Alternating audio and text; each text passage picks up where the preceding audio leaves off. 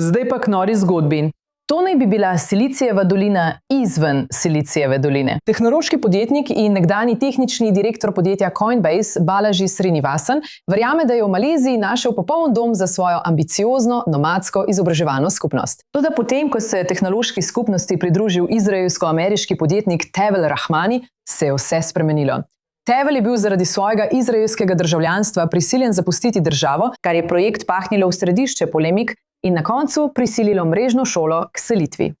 Za več informacij se mi zdaj pridružuje izraelsko-ameriški youtuber Tevel Rahmani, znan tudi kot Nomad Tev. Tevel, hvala, da si danes z mano. To je res nora zgodba. Prosim, povej mi, kaj se je zgodilo. Ja, hvala, da ste me povabili.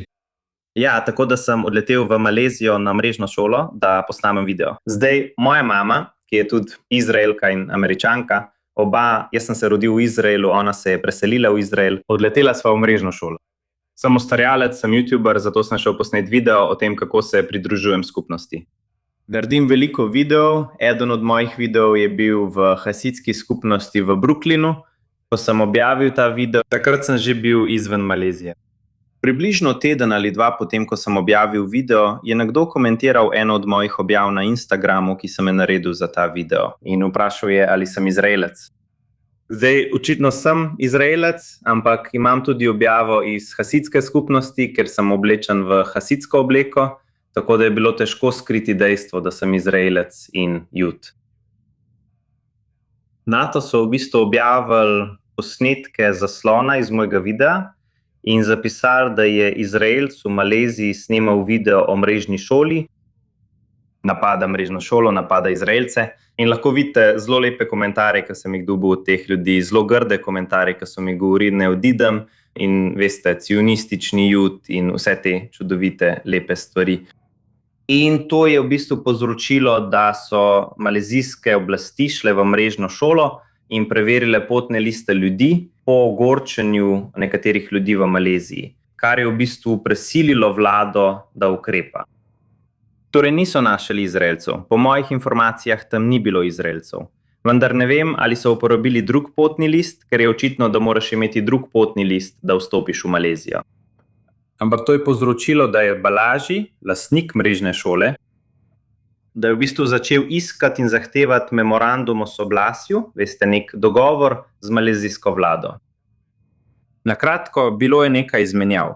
Balaji pravi, da bo umaknil svoje, želel je vložiti še $120 milijonov v mrežno šolo, da bi jo razširil. In mislim, da se to ne bo zgodilo. In podpisal je novo pogodbo z vlado Kazahstana za odprtje nove lokacije tam. Tako ni jasno, ali bodo vse skupaj preselili, ali pa bodo odprli dodatno lokacijo. Kroži veliko govoric, ampak ja. In ali je Balaji sam reagiral ali pa Network School, če smo že pri tem?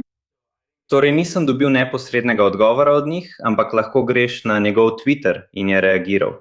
Objavil je velik odziv, približno 30-minutni odziv. In v bistvu podpira sebe in ljudi tam. In znano je, da je pristaš Izraela. Ne ravno javno, ampak ima izraelske vlagatelje. In vedeli so, da tam snimam video. Zato so mi dovolili posneti ta video.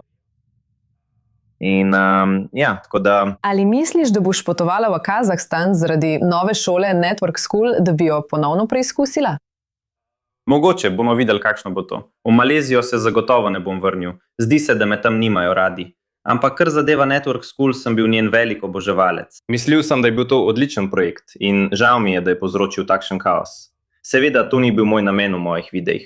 Poskušam povezovati ljudi in pokazati dobre strani ljudi, ne glede na politiko in vse to.